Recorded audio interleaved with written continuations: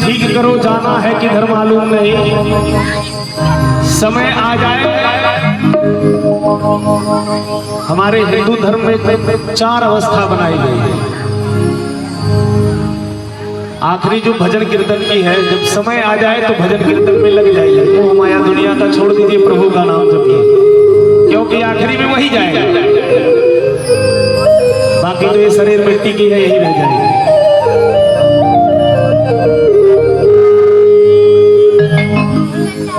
माटी के बनल शरीरिया, माटी में मिल जाई भाई हो, केहू पूछू लेके नहीं जाई।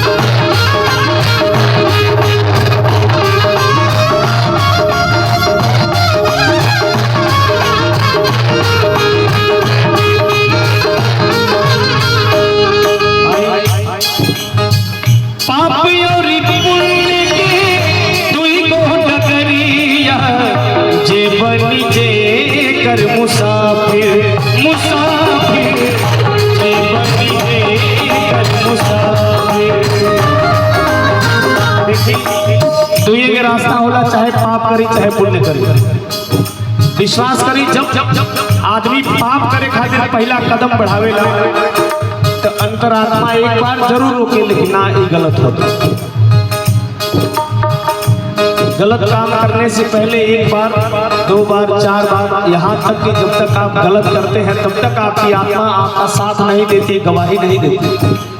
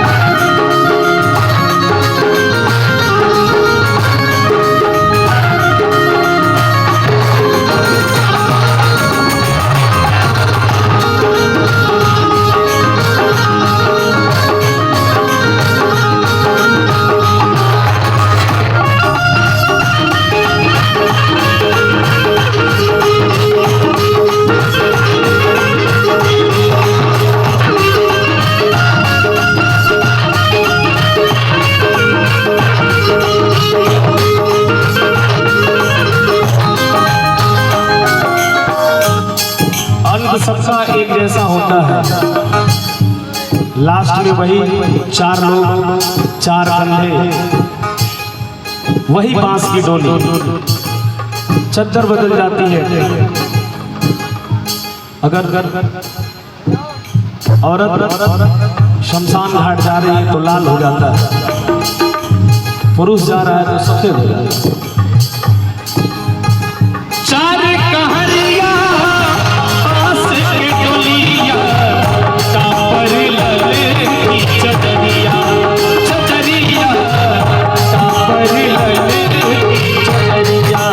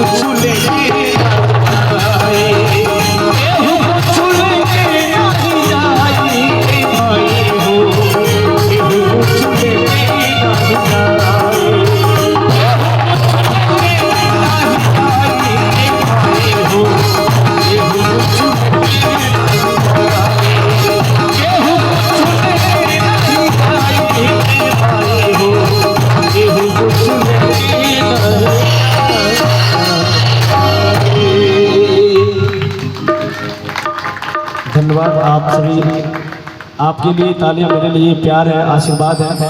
झांकी अगर तैयार हो तो हमारे सूरज श्रीवास्तव जी, अगर सूरज जी ना सुन रहे हो तो मूसक जी आप तुरंत तत्काल प्रभाव से उनको सूचित कर दें।